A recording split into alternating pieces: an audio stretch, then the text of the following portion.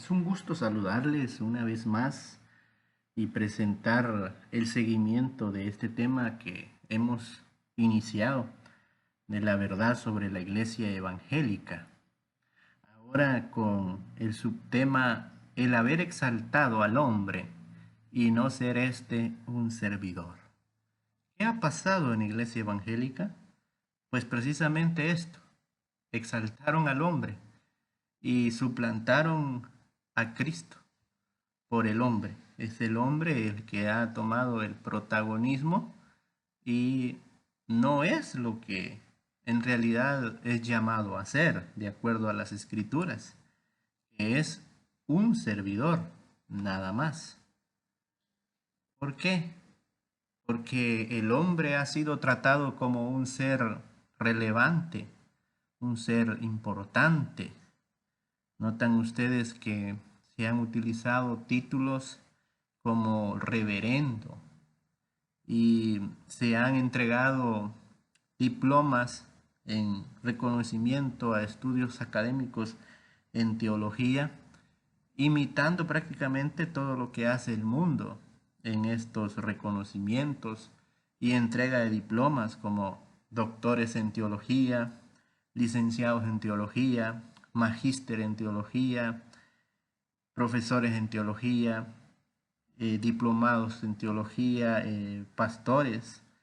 Total, una serie de diplomas e incluso otros entregando diplomas que son netamente de conceptos o términos bíblicos como obispo, diácono y así sucesivamente, maestro, profeta, evangelista.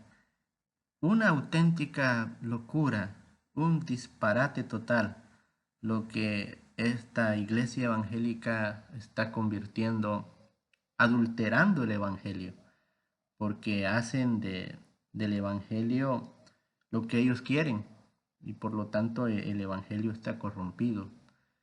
Toman de las escrituras cosas que a ellos les interesa, cosas que a ellos les conviene para sus asuntos particulares, para sus intereses mezquinos. Y eso pues no, no es conforme a la palabra. Ciertamente en la iglesia del Nuevo Testamento había obispos, habían diáconos, pastores, apóstoles, profetas, evangelistas y maestros, pero ninguno de ellos era superior a nadie. El concepto general de la palabra de Dios por el Espíritu de Cristo no nos deja poder contemplar o considerar que alguien está por encima de otro. Se ejercen estos ministerios, se ejercen estos dones, pero en igualdad de condiciones y sin llamarle a nadie maestro, evangelista, profeta, pastor o apóstol. En sentido singular, a nadie se le llamó de esta manera. Pero hoy la gente pues le encanta que le llamen así. Había en realidad un solo maestro y líder. El maestro es Jesucristo. Sigue siendo el mismo. No hay otro. Y el que servía era el que tenía la promesa de ser grande. Así lo vemos en la palabra de Dios. Por ejemplo, en Mateo 23, del 8 al 12. Pero vosotros no seáis llamados maestro. A Jesús no le gusta eso, porque uno solo es vuestro maestro y todos vosotros sois hermanos. Y no llaméis a nadie vuestro Padre en la tierra, porque vuestro Padre que está en los cielos es uno solo. Ni os llaméis guía, porque vuestro guía es uno solo, el Cristo. Pero el que es mayor entre vosotros será vuestro siervo, porque el que se enaltece será humillado y el que se humilla será enaltecido. Así que vemos cómo el Señor nos está diciendo ahí lo que a Él le interesa, lo que Él quiere de nosotros. Deja claro que no le parece, que no le gusta, que entre nosotros seamos llamados maestros. ¿Por qué? Porque el maestro es Él. Y nosotros tenemos una posición de igualdad. Todos sois hermanos, dice. Todos vosotros sois hermanos. Y asimismo, a nadie debemos llamar Padre, porque nuestro Padre está en los cielos. Y a nadie llamar guía, porque nuestro guía es Cristo.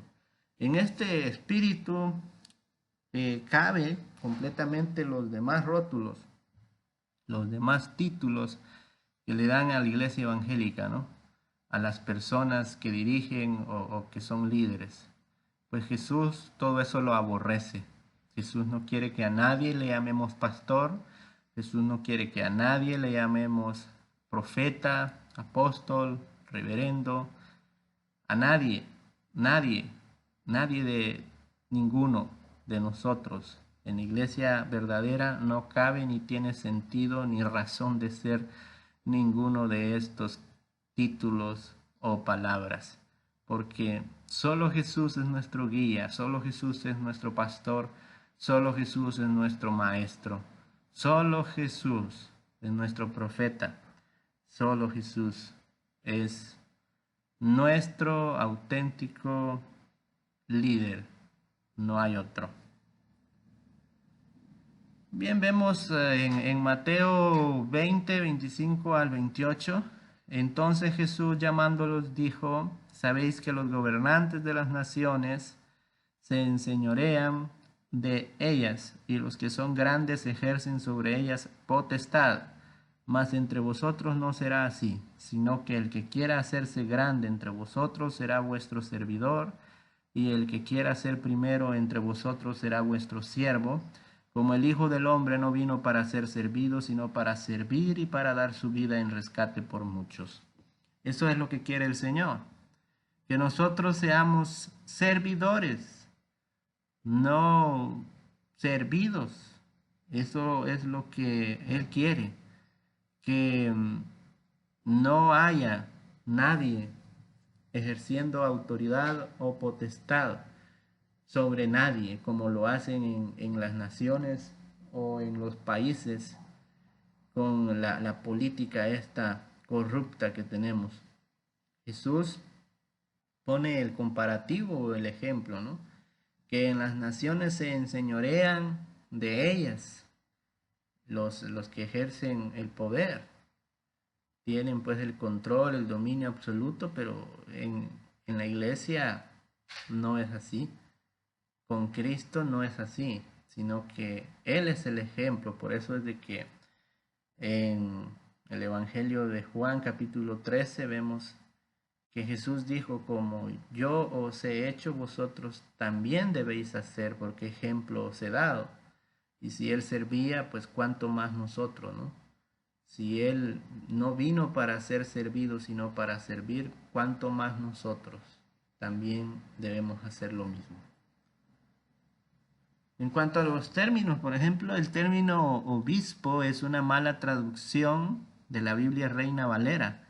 La palabra obispo, entendible como un jefe o uno que tiene bajo su control una o varias iglesias, mientras que en el original griego significa nada más que guardián o uno que vigila por el estado espiritual de la iglesia, por supuesto, eminentemente siendo guiado por el Espíritu Santo.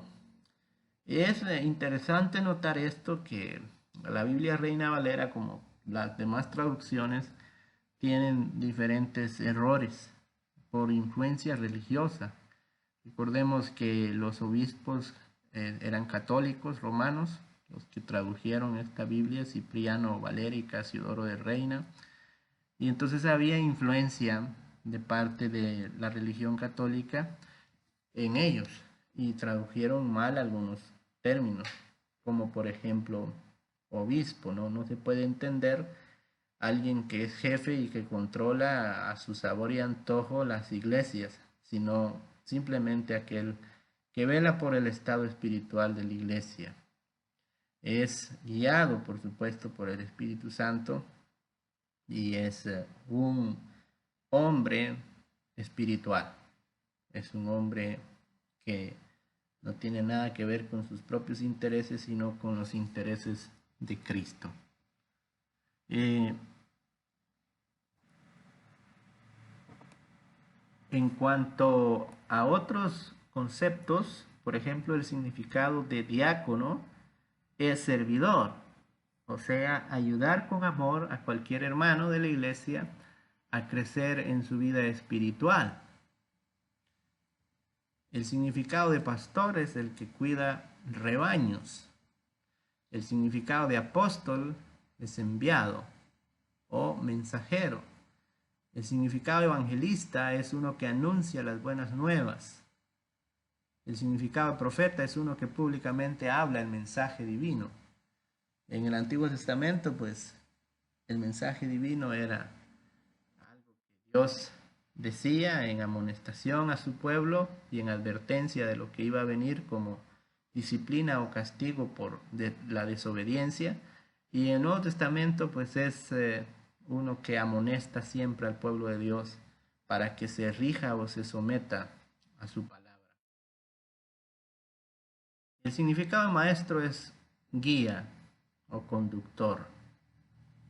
Pero en ninguno de estos dones u oficios vemos en el Nuevo Testamento que las personas se exaltaran o se creyeran los iluminados. No hay un solo versículo, no hay un solo texto bíblico como respaldo o como apoyo en donde los líderes religiosos evangélicos puedan basarse para nombrar esos títulos o esos nombres que se anteponen a su propio nombre.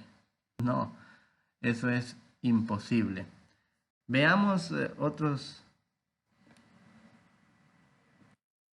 ejemplos, algunos ejemplos más que pues le dan solidez y fundamento a lo que venimos diciendo. Por ejemplo, en Filipenses 1:1, ahí dice la palabra: Pablo y Timoteo, siervos de Cristo Jesús, a todos los santos en Cristo Jesús que están en Filipos, con los obispos y diáconos. Vemos que los términos están en plural, con los obispos y diáconos, pero Pablo, siendo apóstol, no dice ahí, y Timoteo, pues, desempeñando el ejercicio de guía, no dice ahí apóstol y pastor Timoteo. No, simplemente se llaman siervos de Cristo Jesús. Siervos de Cristo Jesús, así se autodenominan, servidores. Y eso es lo que somos nosotros, servidores, que quiere decir esclavos de Cristo. Por ejemplo, Juan, el apóstol, en Apocalipsis 1:1 también dice: la revelación de Jesucristo que Dios le dio para mostrar a sus siervos las cosas que deben suceder pronto, y que dio a conocer enviándola por medio de su ángel a su siervo Juan. No dice Juan ahí, al apóstol Juan, sino al siervo, que es Juan, ¿no? Qué maravilloso, un sentido de sometimiento a la palabra del Señor, llamarse así. También en Apocalipsis 1:9, siempre Juan dice: yo Juan, vuestro hermano y copartícipe en la tribulación y en el reino y en la perseverancia en Jesús, estaba en la isla llamada Patmos, por causa de la palabra de Dios y del testimonio de Jesús. Noten cómo Juan se llama ahí vuestro hermano y copartícipe en la tribulación. O sea, es lo que Juan se llama o se autodenomina a sí mismo.